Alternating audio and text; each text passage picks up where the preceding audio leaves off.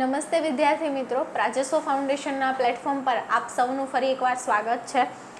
અગાઉ જેમ આપણે એમસીક્યુ સિરીઝ જે જોઈ છે, 10 એમસીક્યુઝ જોઈએ છીએ, એવી જ રીતે આજે પણ કંઈક 10 નવા એમસીક્યુ સાથે આપણે થોડાક નવા ટોપિક ઉપર ભાર મૂકશું કે કેવા એક પ્રશ્ન પૂછાય તો આપણને માર્ક ઇઝીલી મળી શકે એ માટે. તો સ્ટાર્ટ કરીએ આપણું ડિસ્કશન. ખાલી જગ્યા પાકમાંથી નીકળતું તેલનો ખાવામાં ઉપયોગ થતો નથી.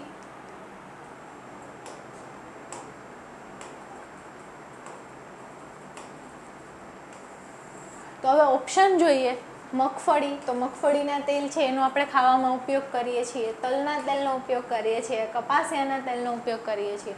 તો આન્સર આવશે દિવેલા. પણ આનો શું કામ ઉપયોગ થતો નથી એવી રીતે પૂછવામાં આવે તો આવશે એમાં રિસીન નામનું તત્વ છે જેના લીધે એનો ઉપયોગ થતો નથી. એવી જ રીતે રાઈનું પૂછવામાં આવે. રાઈમાં કયું એવું તત્વ હોય છે તો કે ગ્લુકોસિનોલેટ હોય છે. મગફળી જે છે એમાં કયું તત્વ હોય? આફ્લાટોક્સિન.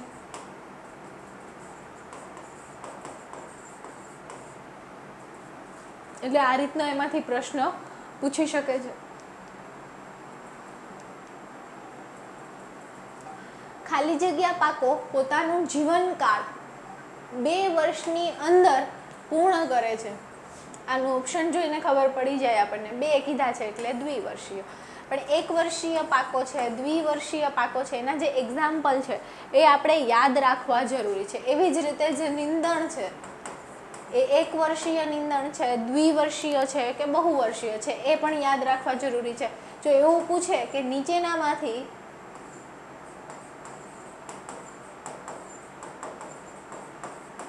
કયું નીંદણ 1 વર્ષીય છે, 1 વર્ષીય નથી, ઊંધું પૂછે અને ઓપ્શન આપણને આપેલા હોય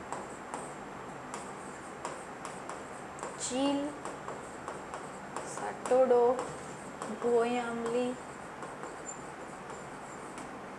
ધરો. તો આનો આન્સર આવશે ધરો. તો આપણને ખબર હશે ત્યારે આપણે આનો આન્સર કરી શકીશું. અહીંયા પાકોનું પૂછેલું છે તો કયા પાકો 1 વર્ષીય છે, બહુવર્ષીય છે એ વિશે આપણે જોઈ લેશું. પછીનો પ્રશ્ન જોઈએ.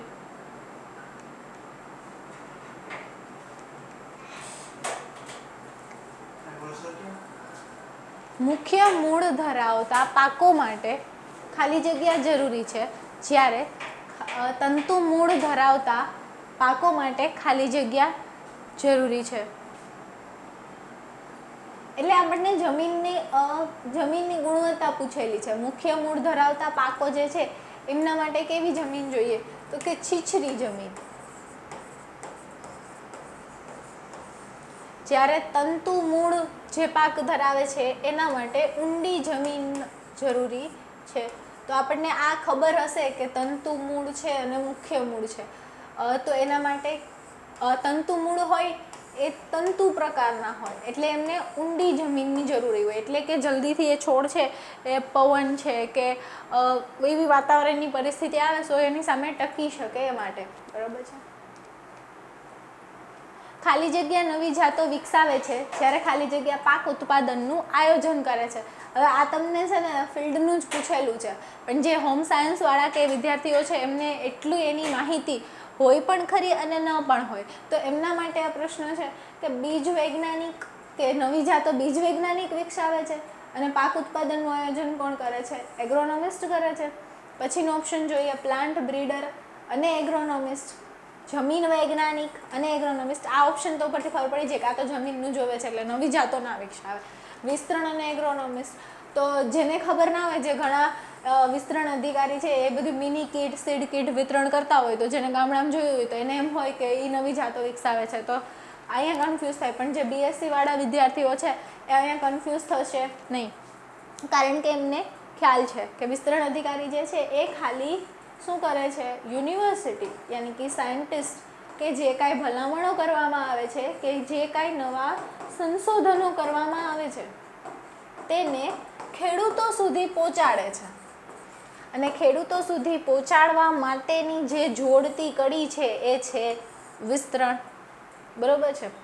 હવે પાક ઉત્પાદન, આપણને ખ્યાલ છે કે એગ્રોનોમી, આપણે પેકેજ ઓફ પ્રેક્ટાઇસીસ જોઈએ એટલે ખ્યાલ છે કે પાક ઉત્પાદન માટે એગ્રોનોમી એ જોડાયેલ છે. હવે નવી જાતો વિકસાવવાનું કામ કરે છે બ્રીડર.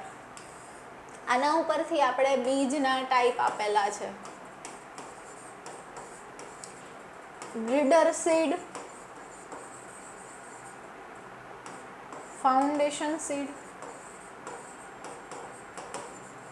સર્ટિફાઈડ સીડ અને રજિસ્ટર્ડ. હવે બ્રીડર સીડ છે બ્રીડર દ્વારા ઉત્પન્ન કરવામાં આવે છે. ફાઉન્ડેશન સીડ છે બ્રીડરની જ પ્રોજેની છે એમાંથી તૈયાર કરવામાં આવે છે.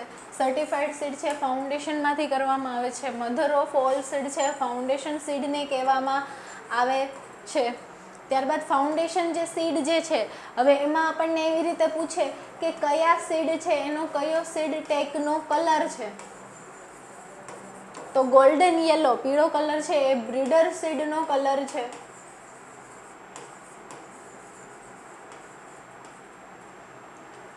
સર્ટિફાઈડ સીડ છે એનો કલર છે એઝોર બ્લુ, એટલે વાદળી કલર, એ સર્ટિફાઈડ બીજનો છે. ત્યારબાદ જે ફાઉન્ડેશન બીજ છે એ નેશનલ સીડ કોર્પોરેશન, કે જેટલી બીજ કોર્પોરેશન જે છે બીજ નિગમ એના દ્વારા તૈયાર કરવામાં આવે છે. સર્ટિફાઈડ સીડ છે યુનિવર્સિટી દ્વારા તૈયાર કરવામાં આવે છે. બરોબર છે. તો આમાંથી આપણને આવા પ્રશ્નો પૂછી શકે છે. આ ઉપરાંત જે એના પ્યોરિટીના પ્રશ્નો છે કે ફાઉન્ડેશન સીડની પ્યોરિટી કેટલી હોય છે, તો કે 96%, એવું પૂછી શકે છે. 96 થી 97% મેક્સિમમ. બરાબર છે. પછીનો પ્રશ્ન જોઈએ. ખાલી જગ્યા એ ખેડ કાર્યના પિતા ગણાય છે. બરોબર છે. ખેડ કાર્યના પિતા આમાંથી કયા છે? તો ઓપ્શન જોઈએ આપણે. જેથરો ટુલ, આલ્બર્ટ હાવર્ડ, તો આ તો ઓર્ગેનિક ખેતી, સજીવ ખેતીના પિતા તરીકે ઓળખાય છે.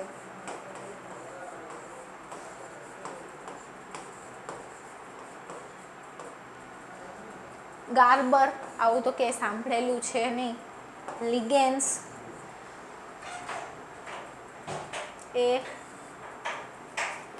એક્સટેન્શનના પિતા છે, વિસ્તરણના પિતા તરીકે ઓળખાય છે. આનો આન્સર આવશે જેથરો ટુલ. અહીંયા ખેડ પૂછેલું છે એટલે હવે જ્યારે તમને જે બી ટ્રિપલેટ આપેલું હોય તો એ 0 ટીલેજ કે મિનિમમ ટીલેજ, ટીલેજ એટલે શૂન્ય ખેડ પદ્ધતિ, એના પિતા તરીકે ઓળખાય છે.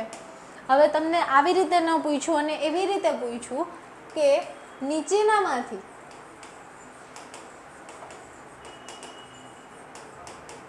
કઈ ખાસિયત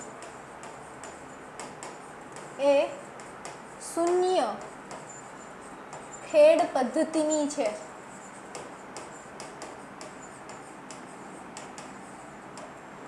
અને તમને ઓપ્શન આપેલા છે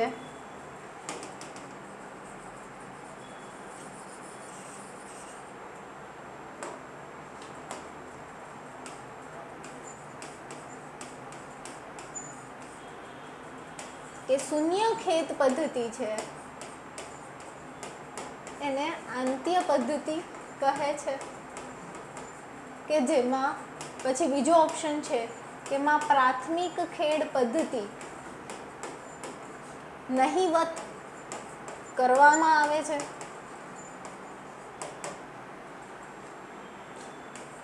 એ એન્ડ બી બંને, કે ઉપરોક્ત પૈકી એક પણ નહીં. તો આનો આન્સર આવશે એ અને બી બંને. જે શૂન્ય ખેત પદ્ધતિ છે એના આ ખાસિયત છે, જેમાં પ્રાથમિક ખેત પદ્ધતિ કરવામાં આવતી નથી અને તેમાં આંત્ય પદ્ધતિ તરીકે પણ ઓળખાય છે. અને આ આપણે ફાધરનું ડિસ્કશન કર્યું, એવી જ રીતે જે કાંઈ પણ બધા વિષયો છે એના ફાધર છે એના વિશે આપણે એક નજર ફેરવી લેવી જરૂરી છે, કારણ કે એમાંથી પ્રશ્નો પૂછાઈ શકે છે. પછીનો પ્રશ્ન જોઈએ. 2 કે 3 પ્રકારના પાકો એક જ સમયે લાઈન વગર વાવવાની ક્રિયાને ખાલી જગ્યા કહે છે. આ છે ને આમ ડેફિનેશન ટાઈપનો પ્રશ્ન પૂછેલો છે કે તમને ડેફિનેશન પૂછે તો તમે એનો આન્સર કરી શકો. પણ આની ખાસિયત શું છે કે તમારે 2 પાક વાવવા છે, 2 અથવા 3 કે કેટલા, પણ તમારી પાસે લાઈનમાં નથી વાવવાના, એટલે રોમાં નથી વાવવાના. તો એવા પાકને શું કહેવાય? મિશ્ર. કારણ કે આંતર પાક છે એમાં લાઈનમાં વાવવામાં આવે.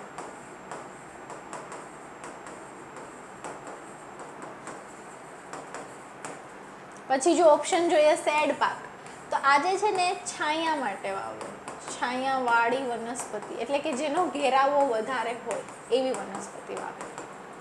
રિલે પાક, એક મુખ્ય પાક એનો જ્યારે હાર્વેસ્ટિંગ ટાઈમ હોય ત્યારે બીજા પાકનું વાવેતર કરવામાં આવે, તો એને શું કહેવાય?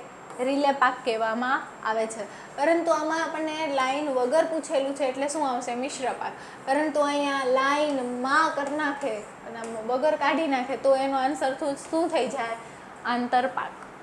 બરોબર છે. પછી કયા કયા પાકો છે એમાં કયા કયા આંતર પાક કરવાની ભલામણ છે એ આપણે યાદ રાખીશું. જેમ કે આપણે અગાઉ જોયું છે, મગફળી છે તો એમાં તુવેર છે, રાઈ છે તો એમાં ચણા છે, તો એવા પાકોને પણ આપણે જોઈ લેશું.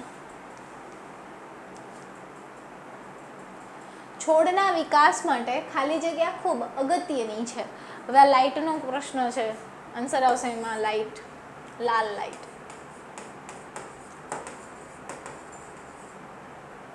જે છોડના વિકાસ છે એના માટેની આ લાઇટ શું કામ જરૂરી છે? એક PAR એ પૂછેલું છે. PR એટલે ફોટોસિન્થેટિકલી એક્ટિવ રેડિયેશન, જે વનસ્પતિને પ્રકાશ સંશ્લેષણની ક્રિયા માટે ઉપયોગી છે, એ લાઇટ છે. પછી એક રેડ ઇફેક્ટ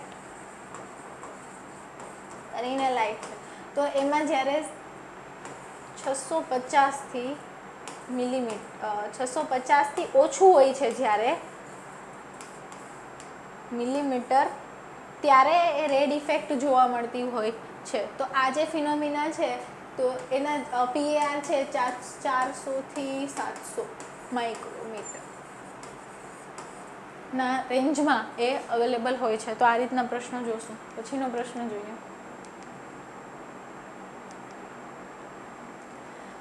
એક અળસિયું 24 કલાકમાં જમીનમાં કેટલા છિદ્રો પાડે છે?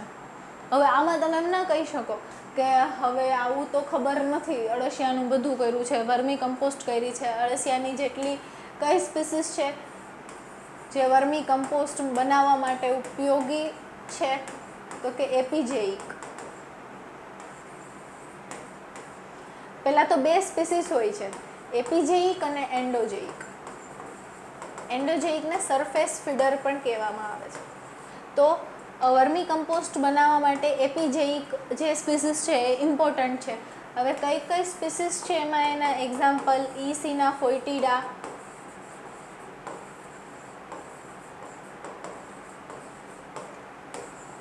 લુમ્બ્રિકસ રૂબેલસ,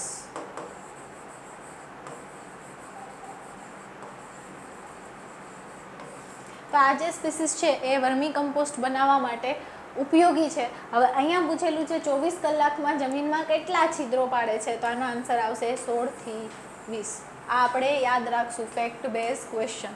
બરોબર છે. અને એવું પૂછે કે એના વજનના કેટલા ગણું ખાય છે, એટલે જમીન, તો 4 થી 5 ગણી. અને અળસિયું છે એ ઉભયજીવી છે.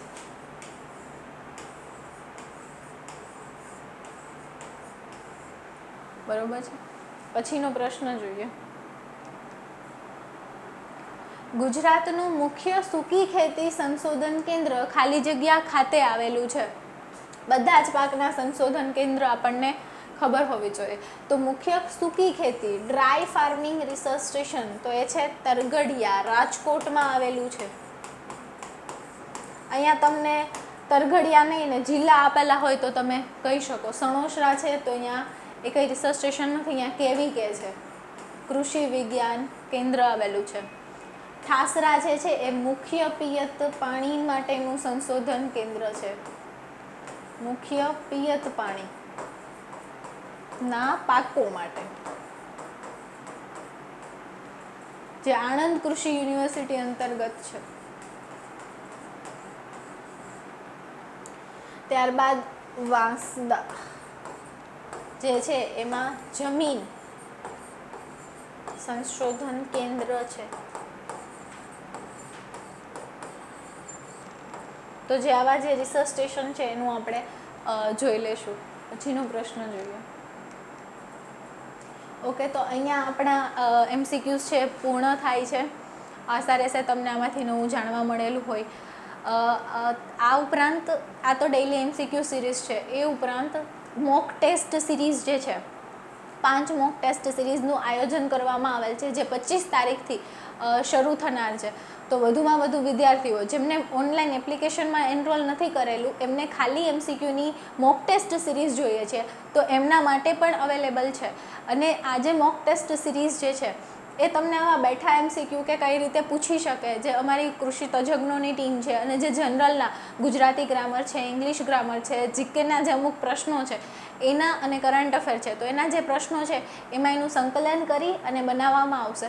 તો તમને વધુમાં વધુ વિદ્યાર્થીઓ લિમિટેડ સીટ છે તો એ માટે એનરોલ થાય એ માટે પ્રાજસ્વ ફાઉન્ડેશન ગાંધીનગરનો કોન્ટેક્ટ કરી અને રજિસ્ટ્રેશન કરાવે. અને અહીંયા આપણે લેક્ચર પૂર્ણ કરીએ છીએ. Thank you.